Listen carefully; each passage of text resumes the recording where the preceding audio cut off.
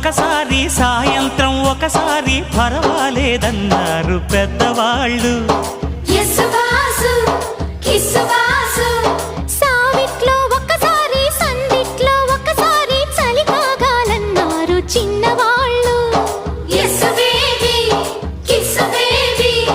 కొక్కరో బంగారు కోడి ముద్దడితే ముదిరింది వేడి. పిల్లగో చూశాని నాడి అదిరింది కన్నెబాడి.